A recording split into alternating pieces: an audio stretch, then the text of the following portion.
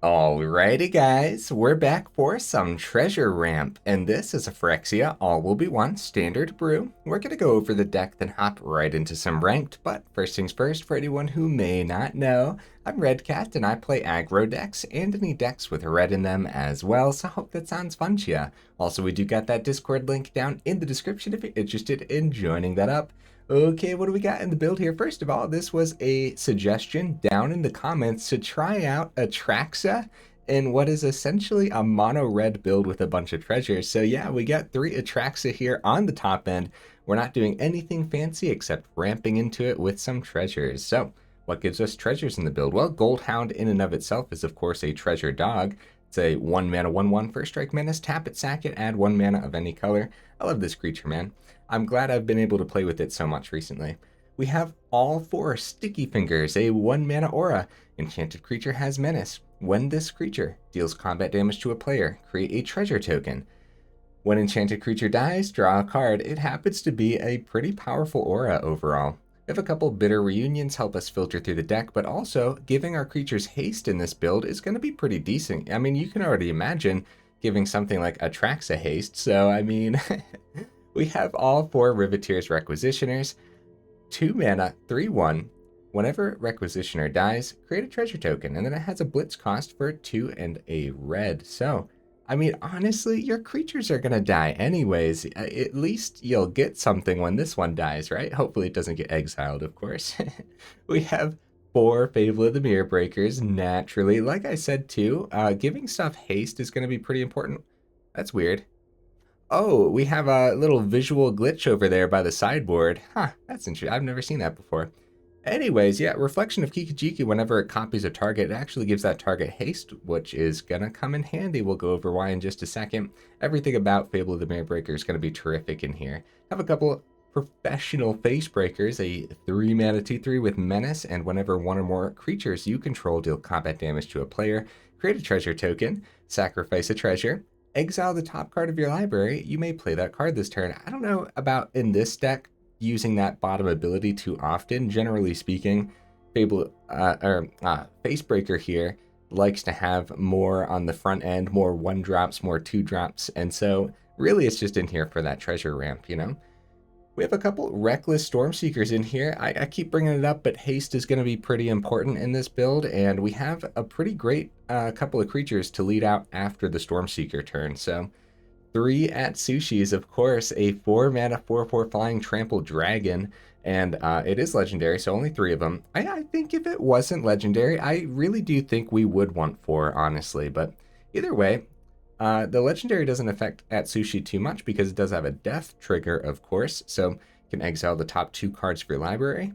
Until the end of your next turn, you may play those cards. That's not usually the one we choose for this build. The bottom ability, however, create 3 treasure tokens. That is a lot of treasure, and that is going to be perfect for casting Atraxa when it comes time. So, all right, 3 Ognis the Dragon's Lash. So this is a 4 mana 3/3 with haste. It's a legendary creature, so again, only 3.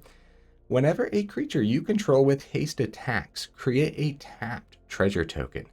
Okay, so this can ramp you like an insane amount, depending on what you have in the build, of course, right? So cards like Goldhound and Requisitioner don't have haste. Of course, you could blitz out the Requisitioner for haste, so that's pretty cool. But whenever you do have multiple creatures on the board, that's where like Bitter Reunion could be insane, giving all of your creatures haste, then swinging in and then just ramping a ridiculous amount. Now they are tapped treasure tokens, so you can't do anything with them that turn, but when you untap with them, you're gonna have a ton of mana, huh? And of course, a great card to lead out the turn after Ognis is Burn Down the House. If you're not using this to clean up the board, then dropping some hasty 1/1 devils and swinging in with the Ognis, I mean, that'll ramp you to the Atraxa if nothing else will, you know what I mean? So yeah, all 4 Burn Down the House is going to be a very important card. And even though it is like a mono red with that splash of Atraxa on the top end, even though the main reason is to have the treasure to get the Atraxa out, I still found it, I didn't want to just play mountains. So we do have 2 reefs, 2 springs, 2 of the Karplusan Forests, and 2 of the Battlefield Forge as well. It just didn't seem right to only have mountains, but honestly, you probably could get away with just mountains and like a Crucible of Defiance or other land if that's what you want, right? I could see like a Mirrex being relatively decent in here. Actually, Mirrex should have been in the honorable mentions, huh? The deck should be capable of like a turn 4 Atraxa. You'd have to get like the perfect lineup, but it would go something like a turn 1 Goldhound, right? Then a turn 2 second Goldhound, and a Sticky Fingers on the first Goldhound, right? So you swing with that first Goldhound and get a treasure token from the first. Yeah. That's how that would work, right? So at that point, you'd have 3 additional ramp on the board, and then on turn 3, you'd play the third land, swing with that Goldhound with the Sticky Fingers again, which would ramp you another treasure, right? I don't know. I'm going to have to play it out. Technically, I do think we could turn for an Atraxa in here. It would have to be some kind of perfect lineup with Goldhounds and Sticky Fingers, though. So we'll see. We'll see. Honorable mentions, guys. Brotherhood's End has been just terrific for me, and almost every red build I've tried. Of course, more of the mid-range side of red, right? But it feels a little weird not having it in here, honestly. I thought a lot about this Magician here. It's a 3-mana 2/1, and when it enters the battlefield, you can either create a 1/1 or a treasure token. Yeah, not this time. I guess overall it is relatively janky, but I thought a lot about it for this build, so, and of course, big score as well. We have a lot more creatures packed into this one. I don't know if big score is exactly what we want for this particular deck, but 2 treasures is no joke, and big score happens to be decent all around, so that's the build, guys. I'm interested to see if it's actually going to do a thing and see if we can line up that turn 4 Atraxa like I was saying, right? So let's go ahead, take it into some ranked, and see how we do.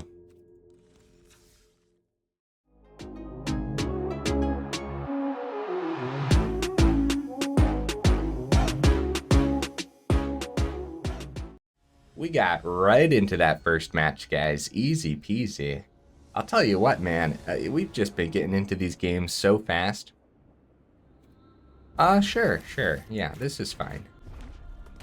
So what was I was rambling about how to get a turn 4 Atraxa. I gotta work that out real quick. It would be a turn 1 Goldhound. Okay, then it would be turn 2, play your other land, and then Sticky Fingers onto the first Goldhound, right? And then you swing and you get that treasure ramp. Looks like we're up against mono red. Uh-oh. Alright, we just play the Requisitioner. And it's a great blocker, so I don't plan on blocking with the Goldhound. We might want to keep it as a blocker, but let's let the Menace get through, you know what I mean? Menace is often like the overlooked ability on Goldhound too, so Electrostatic Infantry number 2 and a Play with Fire probably, right? That's generally how that goes. So it's gonna be 4 damage coming to face. We do get that treasure. 1, 2, 3, 4. We'll have 5 with the mountain. We could wipe this board. Huh. 3 creatures for the price of 1 of our Goldhounds and our treasure. And our burn down the house, of course. 2, 3, 4, 5. Next turn we'll have 6. Look, guys, man, it's greedy. It's so greedy. But I'm going to try to get that Atraxa onto the board, man. We'll get this down as a blocker. Yeah, the burn down the house, it's probably what we would want to do. But at the same time, and we're going to swing so that way they don't dare to target the Goldhound by like saying like, oh, we'll take out one of their blockers or something, you know what I mean? Oh, and the festivities would really, really suck though. Okay, well, we probably block the Swift Spear. Try to get rid of that. Because that's probably something in their hand. Lightning Strike or something.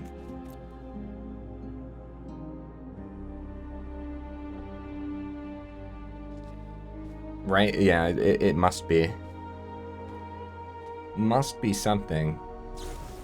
Lightning Strike to the face is not onto the Goldhound. We're taking a bunch of damage, but Atraxa is getting onto this board next turn, guys. Wait, is that a turn 4 Atraxa then? Here I am trying to work it out. Oh, we're gonna die though. Well, we have lifelink on the Atraxa, but okay. Wow, that's a lot of land. Okay. Burn down the house is our sorcery. I don't necessarily want pain land, but I mean, we do have another Atraxa in hand, so we should grab one. And then our creature will be Atsushi, probably, right? Dude, what a first match, man. So they could like top deck a lightning strike and bypass the lifelink on the Atraxa. But we'll see. I mean, how cool is this though? How cool is this? Literally, you can't ask for a better first game. You really can't. Even if they top decked that lightning strike. I mean, yeah, they can't swing into the lifelink, and this has vigilance, so uh-oh, opponent. Uh-oh, buddy. Alright, we'll start with that swing. Back up to 10. Let's get that Atsushi down. The burn down the house is incredible. But, well, yeah, no, we probably should have just dropped burn down the house. It doesn't even hit our Atraxa. They dropped the oops. Maybe they were thinking, oh, we probably just should have swung last turn anyways because of the vigilance, or not 100% certain there, honestly. That should be fine. What did they end up drawing? They might be able to take out the Atsushi. Play with fire to the dome. That's 8 coming through, but luckily these don't have first strike. My goodness. That could have been bad.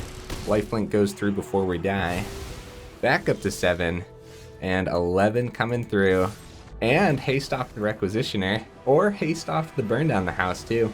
But yeah, just to be safe, guys, we probably should have just dropped the burn down the house last turn. Since it didn't hit our Atraxa, we don't know exactly what kind of fancy thing they could have found. They could have given the infantry double strike. Oh, well, they would have needed to give both infantries double strike to get around the lifelink. Either way, the safe bet would have been the burn down the house to clear up their board state. But, I mean, wow. The rest of the matches can go however the heck they want. Oh my goodness.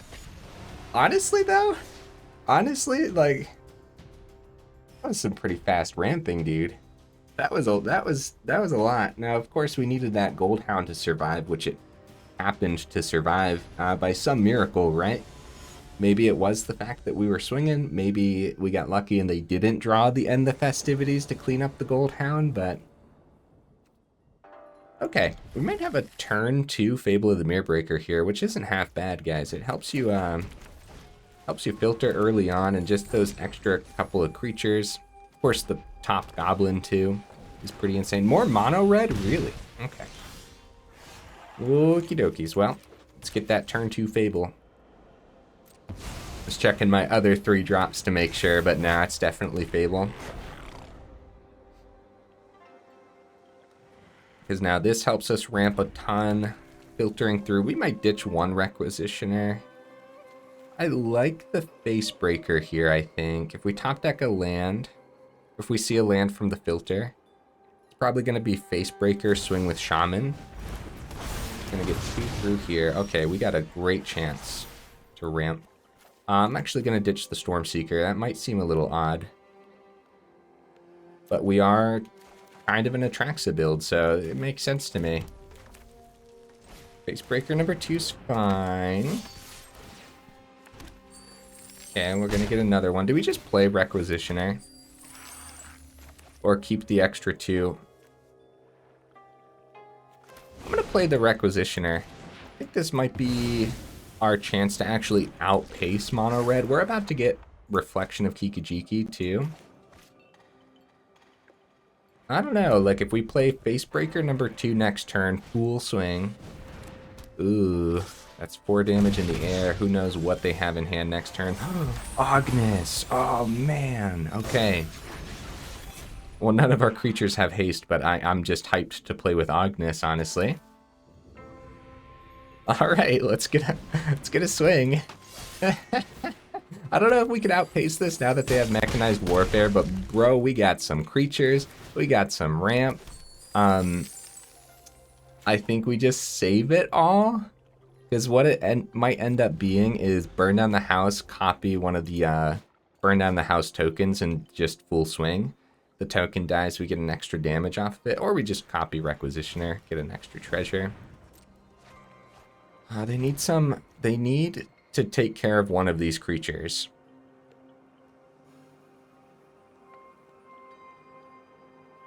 Yeah, they need to hit something on our board because they're down to 11. And Phoenix Chick can't block, guys, so... It's probably burned down the house. Poor Ognis. I really want to play Ognis. I mean, we could play Ognis, but... It's 4 damage down to 9. I mean, yeah, these have Menace too, so they could Lightning Strike it. My reflection, you monster. Alright, we should probably count real quick. What do we got on the board? I guess I guess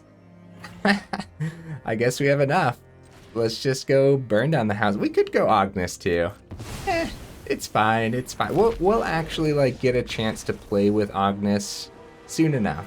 Like actually, instead of just wrapping up the game with Ognis, you know what I mean? Get some ramp. Oh, platinum. Nice. Nice, we're back up, guys. Okay. That's good news. Dude, I'm having a blast with this build, but honestly, are we getting lucky? I have no idea. Who knows anymore, man? Who knows? I'll tell you right now, though, we are seriously getting a lot of ramp out of this, so... I mean, we had enough... Did we have enough ramp last game to actually, if we drew an Atraxa? I guess I wasn't paying too much attention because Atraxa wasn't in hand. This is probably the worst hand so far, right? But I think it's still keepable. I want to see Sticky Fingers doing a thing. There's our card sleeves, guys. That's pretty epic. The first time I'm seeing like the animation on the back. That's pretty cool. The card sleeve is what was causing that visual glitch while we were going over the deck, over by the sideboard whenever we would hover a card. Opponent, are you there, buddy? Speaking of card sleeves, look at that. I have no idea what that's from. It's giving me like Mass Effect vibes though. That's cool. I have no clue what that's from. That's a really cool card sleeve though. The opponent might have froze, honestly. It happens. It hasn't happened to me recently, but every now and then we'll join a game. I mean, let's talk about the hand in the meantime. You guys know I like to keep these ones in. Always keep an eye on the chapters down at the bottom of the video. Also, there are the chapters are technically in the description too, if you just want to go into the description and click the timestamp, right? Anyways, so if we go turn 1 mountain into the Goldhound, we would have turn 2, we'd go Forest to get the green source down for the Atraxa when it comes time, right into Requisitioner. At that point, we would have 2 additional cards in our hand. I don't know, man. Like, if we top deck that Sticky Fingers, maybe they'll end up popping the Requisitioner. Dude, seriously, I think we might be able to consistently get a turn 4 Atraxa. If not, turn 5 Atraxa is equally as strong. Uh-oh, guys. So one of the reasons I like to keep these in is actually just to showcase the hand, because sometimes we get like... Sometimes we play a build, you know, we play aggro decks, so sometimes we get like 8 matches in, and that's terrific. We get to showcase what it draws and some of its best states and some of its worst states as well. And sometimes we only get like 3 games in for the whole video, and so it feels like, oh no, we barely got to see the deck do anything, you know what I mean? So I just like to keep them all in, just to showcase the hands and everything too. But that is why we have the chapters, of course. It doesn't look like the opponent's here, guys, which makes me a little bit sad because I feel like we might have been able to get away with something here. I do want to see what I draw here, too. Oh, actually, the opponent might just end up popping. Unfortunately, I don't think we'll get a draw. Well, GG, opponent? I'll take the victory, I guess. It does make me a little sad. I do play the game to play the game, but it is what it is, I guess. My guess is that they froze, and I really wanted to see what was behind those awesome card sleeves too. That makes me a little sad. Oh, I had so much fun that game. No, I'm sad. I'm sad, Magic. I wanted to play the game. Oh, jeez. Alright, let's get right into the next one. Luckily, the matches take like no time to find right now, and my guess earlier this week was everyone's super hyped for the new set coming out soon. That's my guess. I'm super hyped for the new set. It looks so cool, man. Okay. Yep. Turn 2 Fable of the Mirrorbreaker still happens to be pretty decent, even if you have to get rid of a creature to get there. It's just like, it's so much extra value.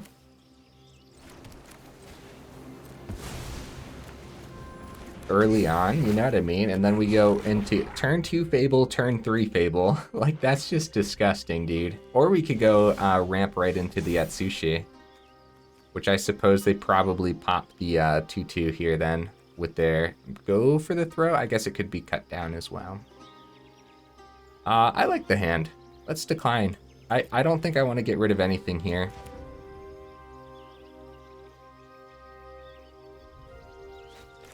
We could safely get the forest down. We're going to first attempt the ramp into Atsushi. It's going to be a go for the throat. So, Fable number 2. Pretty gross. Pretty gross, guys. The way Goldhound just lets us do things early. Like, every deck we've played Goldhound in recently, it's just... It's insane that it doesn't see any play, guys. It's insane. Look, I guess it's probably... I don't even know. I was going to take a guess. I really just don't know. Let's get rid of one of the burn down. Actually, I like the hand, guy. I like the double burn down the house here. It's not terrible. Flesh Gorger's a pain, but Atsushi. Can't swing into the Flesh Gorger successfully. Although we could have ramped. No. Obliterator. Okay. We are kind of sort of in trouble now. Right. So Reflection can't copy Atsushi because it's legendary. I liked the hand, and then Obliterator came down and kind of spoiled the fun a little bit. So if we just go 1/1s,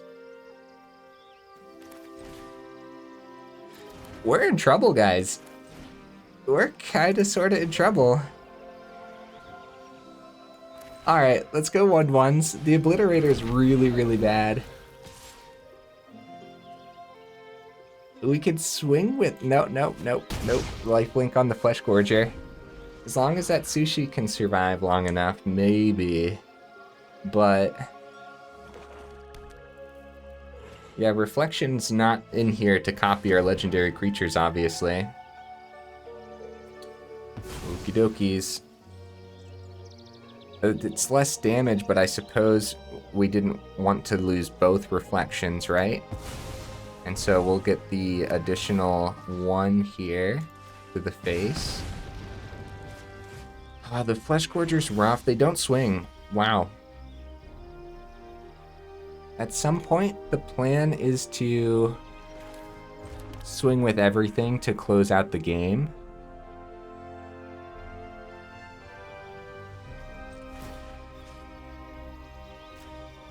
We're not swinging with it, but we're getting it prepared, you know?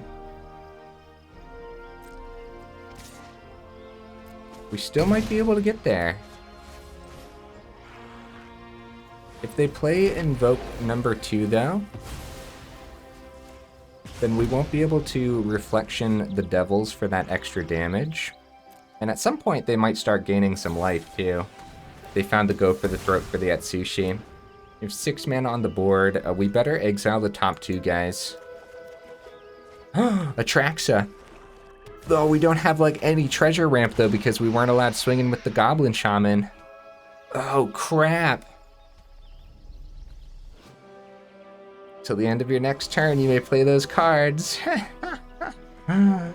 Oh man, okay. So we have 2 there. Okay, so we take the drop. That's what we do. Okay, I see a path. I see a path here. We, do not auto tapper. We need that. Okay. Then we have 5, 6, 7. So, okay. So we swing. We keep the 1/1s back for now. Right?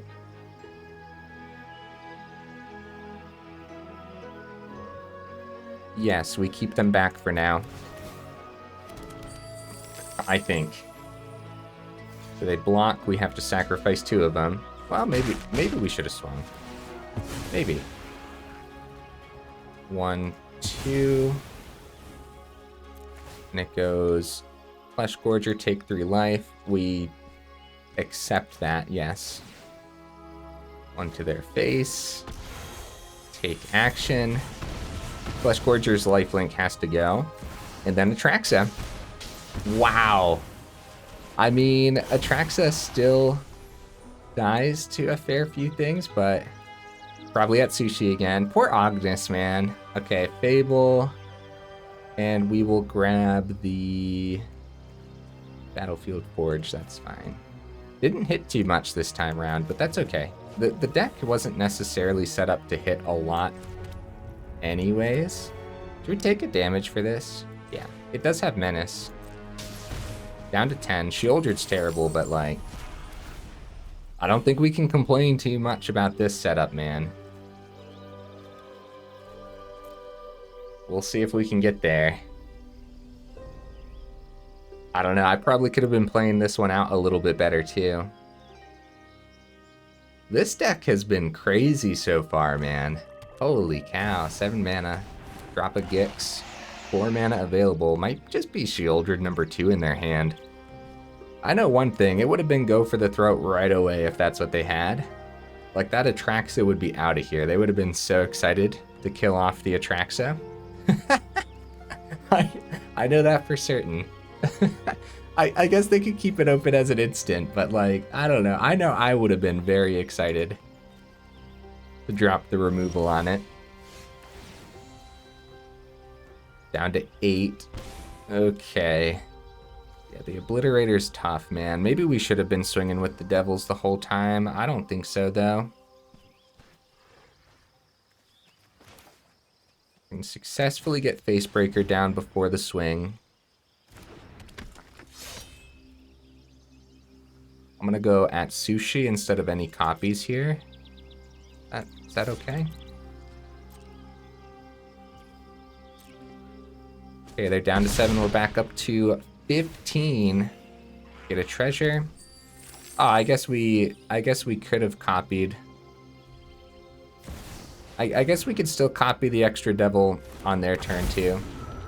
That would be fine.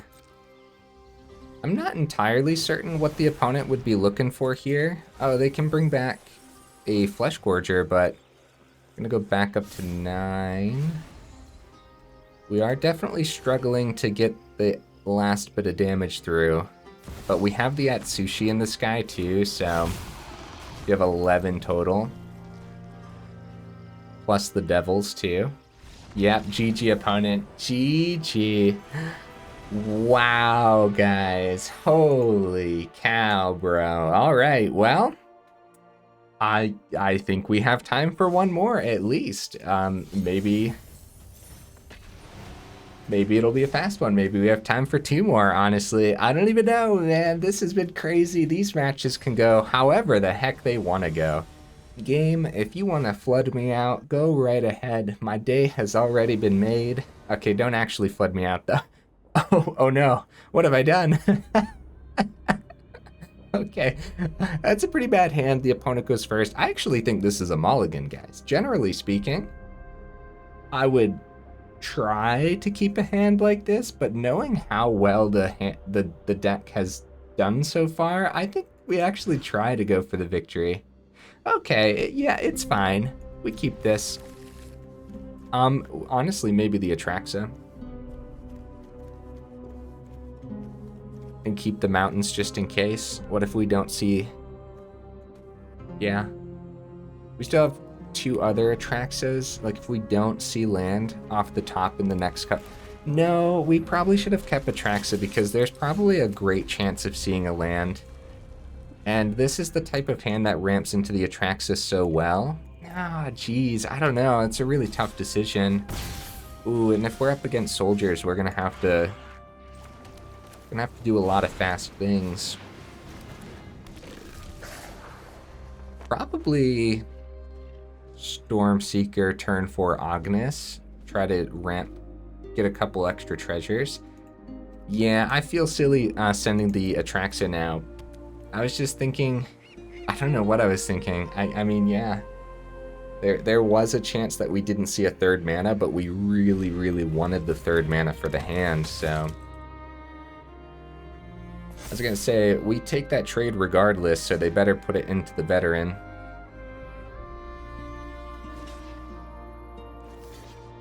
That is fine. I think that's fine. Extra treasure this turn. Fable of the Mirrorbreaker. Honestly, we might get a swing here, and if they trade, it's good for us. If they go Siege Veteran into our Stormseeker, that's good for us. The Veteran needs to kind of go. It provides a little bit too much value for, like, we want our creatures to be able to swing in. They could also chump with the 1/1, that's fine too, I guess. Taking the 3 here is the worst thing for us, I would say. But also, then we get to keep a Stormseeker, so I don't know. I think overall the swing was going to be good, regardless of what the opponent did there. Aw, Brutal Cathar. Well, burn down the house off the top could be huge, and we need to get there before the veteran gets above a burn down the house range, so we still... Wow, guys. Holy cow. All right, well, we do it for sure. I mean, we're hitting 3 of their creatures. We get our Stormseeker back. They're going to get a 1/1. Could wait one more turn? No, it's too greedy. It's too greedy. We shouldn't wait. It's possible that they, like, double buff this board. Well, even then, maybe we wait. No, I don't think we wait. I think that was the play, right? There's so much that they could play on their side, though. Maybe we did wait. I don't know. Okay, Brutal Cathar number 2. It's not that bad, guys. There's a lot of, like, worse things that could have been.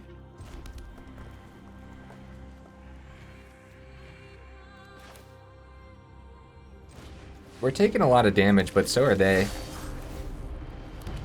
This ramps us a little bit too, so in next turn, if we don't see a land, we could double down on the Fable of the Mirrorbreakers. Frontliner, okay. They gonna buff the soldier board state yet? Or it doesn't look like they have anything yet. Down to 9. Sticky Fingers, nice. The Menace is gonna be great here. A little bit of... Well, it might be instant speed spot removal, or the flash creature. Well, if it is going to be the flash creature, they would have to triple block to take the Ognis out, and then we draw off a Sticky Fingers. But then we don't get that extra treasure to double down on Fable. Oh, there we go. All right. I mean, we could keep the treasure in case we draw something too, and then, like, filter through our hand with Fable and try to find the Atraxa, but I don't think so. I think we just double down.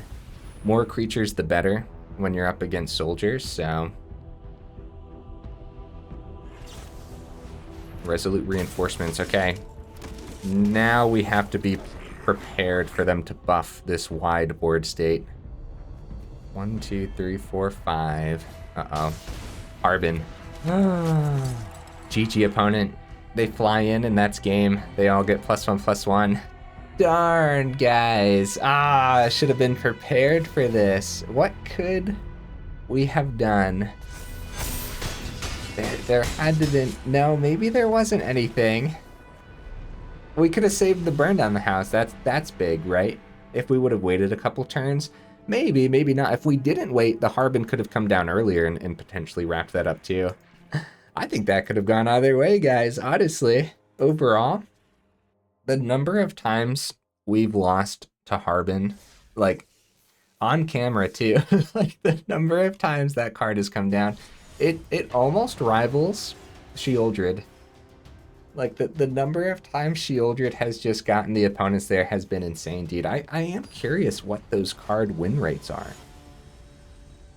I should look into card win rates sometimes. There's like other cards that I've always been interested to see the win rates of, like Kumano faces Kakusan. I'm super interested to know the win rate of that card overall. Wow, look at this hand. Wow. And we go first. Dude, if this Goldhound can survive, like the ramp power that this deck has is insane so far, dude. Holy cow, man. I'm looking at this hand in awe right now.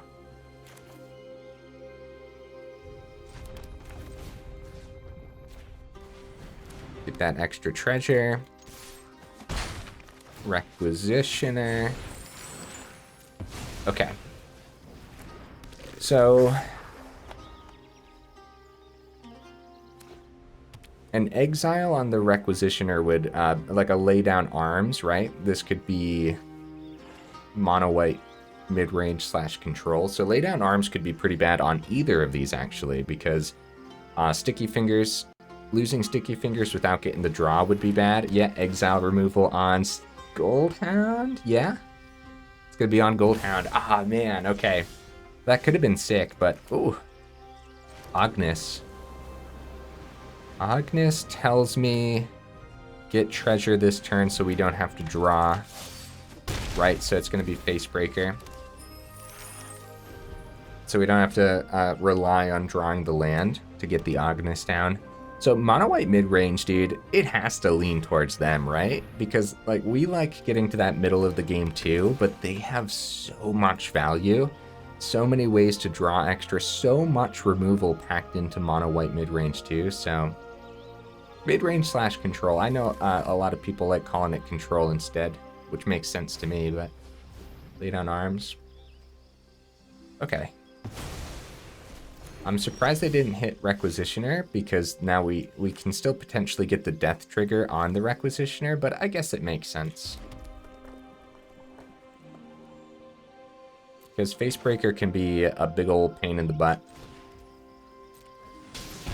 Wait, did I really just... Oh, I had to. I triple red.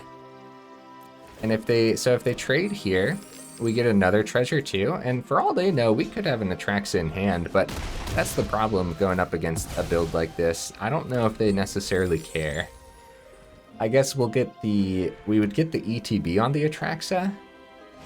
Ognis is out of here too. Oh no, poor Ognis. Bankbuster comes down and now they can start drawing effectively. Look, the ramp's insane, but it's very hard to keep up with that much removal. We're getting good damage through overall, but ossification to lay down arms, taking out some of our death triggers too, like the sticky fingers. It's too bad it's not like the other aura that I love so much, where it's not when the creature dies. On that other aura, it is whenever that card is put into the graveyard. Why can't I think of the name of that card, dude? I love it so much. It's the green one. Oh, that's gonna drive me nuts, man. It's on the tip of my tongue. Go lifelink here. Yeah, 4. Go back up to 14, and we need something terrific. Eee. I mean, I like seeing the sticky fingers, just not right now. You know what I mean? Like, we need that Atraxa off the top. And now we can see, like, that early exile on the Facebreaker was pretty good. We have so many extra treasures right now, where using that ability could have been sweet to help us keep up against the pace of mono white. Looks like they're gonna keep the Bankbuster to draw. Swing in, down to 18, back up to 14. Yeah, we just need to see something great. Ah! I said something great. All Okay, back down to 11. Get another treasure. Well, maybe. Yeah, there we go. Okay, they're gonna draw off Bankbuster here for sure, because it's looking terrific for them, guys. So just getting more cards into their hand to help them solidify the victory. Let's go to nighttime, though. Maybe they'll only play one card. Maybe we'll be able to keep nighttime around. Even like an Atsushi off the top could be pretty solid, man. It could be. Life gain off the Seraph is rough, to say the least, though. Uh-huh. Bankbuster draw, wow. I wonder if their hand is like only land or something. Drawing off Bankbuster on their turn. They were looking for something to play, but we'll see about their main phase too. Back up to 14. Oh, more land. Oh no, guys. Oh no. That's what I get for saying I don't care if I flood out now because the matches were so good. They were really good though. Like seriously, I can't complain at all, can I? I'm gonna keep this mountain in hand. I don't think they have any discard effects or anything fancy like that. And we have cards like Fable, which helps us filter. It depends. Right now, we're not drawing too well, unfortunately. But this could have gone either way, right? Hear me out. We got so much land. If Atraxa did hit the board, sure, like another ossification could have happened. Wandering Emperor, exiles, and then Sticky Finger doesn't draw us a card. Yeah, this was probably a worst case scenario matchup for this deck, right? Because we do have so many death triggers and mono white has so many exile effects, where we'd be much better off against mono black, right? Which doesn't have, like, sometimes we see soul transfer. Audacity, that's what it is. It just came to me. It just came to me. All right, yeah. Audacity was the aura I was thinking of. That's the one where the creature doesn't have to die or anything. It's just whenever the aura goes to the grave, which is cool. From the battlefield to the grave, I guess. I don't know how it's worded right now, but yeah. Sticky Fingers, the creature has to die so the exile effects don't draw us any extra. It's still a great aura, though. An overlooked one, honestly. Maybe it is mono white's fault that it is overlooked. You know, we do see a decent amount of it, and this is a lot of exile. So between Wandering Emperor, which is honestly probably a 4 of, Ossification, and Laydown Arms, I would say like 3 Laydown Arms at least, if not all 4 of those too. And probably 3 to 4 Ossifications too, because it works with the Roadside Reliquary, so... A good game opponent. You know another card we could have seen other than land too? Burn Down the House, right? That could have been huge for us, actually. Because they have so many cards on this board. And it would have hit the Wandering Emperor too. Oh, man. Yeah, this deck is kind of well stocked to handle a lot of things, isn't it? All right. Let's go over the build one more time, guys. This was... so much fun. This was such a blast. Oh my goodness. Oh man. Alright. Where are we? Here we are. Here's the deck list again, guys. Wow, just a ton of fun, man. I think it was worth having all the pain lands over here. You know, you don't want them to come in tapped, and we barely ever actually had to pay the 1 to actually do any of this, but if we did, it was totally fine because, you know, you're casting out something like Atraxa, which has that lifelink, which is really nice and just helps you draw a ton of cards as well. Between Atraxa, there's actually no instant speed cards to hit with Atraxa, so adding 1 or 2 instant speed cards could be pretty cool. Like, I could see dropping down to 2 Ognis. I love Ognis, that is such a cool one, but I could see dropping down to 2. Add some more early removal, especially when you're going up against soldiers and stuff. The Brotherhood's End could have been great, but it hits a lot in your deck too. And if you ever have to hit like artifacts, then you'd be cleaning up your treasures and stuff too. I don't know, man. Brotherhood's End hits a lot in here, so I don't know if that would be the pick over just some instant speed spot removal instead. And maybe some utility removal would be pretty good, right? Flame Blessed Bolt is a fine one, I suppose. But overall, I would say a Braid right? Because Bankbuster's in every other deck, so having an Abrade that can hit that, or just take out that Harbin before the soldiers swing too, I think all that could be sweet. We didn't get to see Bitter Reunion do anything today, but we know that it is good enough in a build like this, and giving like all of your creatures haste to combo with that Ognis just seems really cool, and I think it totally would work as well. Seeing some sticky fingers off the top there. Once mono white mid-range got rid of literally everything we had to offer, we had to draw perfectly, and we definitely drew the opposite of perfect. And so seeing more sticky fingers just didn't do a thing. So I could see dropping down to 3 of these as well. So drop down to 2 Ognis, drop down to 3 sticky fingers, go up like an Abrade or 2, or an Abrade and like another piece of utility removal. I guess your choice of red removal would be fine, honestly. If you do drop the sticky fingers, then it does get rid of some early ramp, right? Like I kept trying to figure out how we could get that turn 4 Atraxa. And it would usually have to deal with the sticky fingers, right? The turn 1 Goldhound, turn 2 sticky fingers start ramping immediately. That would be the easiest and fastest way to get to the Atraxa. So, I mean, you could keep all 4, but it would probably be best to go down to 3 and then go up some more removal, which I famously do not include enough removal initially in my builds, and that's fine. Everything's fine. I love the Atsushis. I think I'd keep all 3. And it's like I said, if it wasn't legendary, we'd probably have all 4 of them in here, especially like turn 3 Stormseeker, turn 4 Atsushi. It's such like a simple little combo, but it's so much extra damage overall. And then if the opponent removes it, you just ramp a ridiculous amount and then play Atraxa next turn. So it's really cool. And then burn down the house is just so essential, so important. Having all 4 is definitely necessary.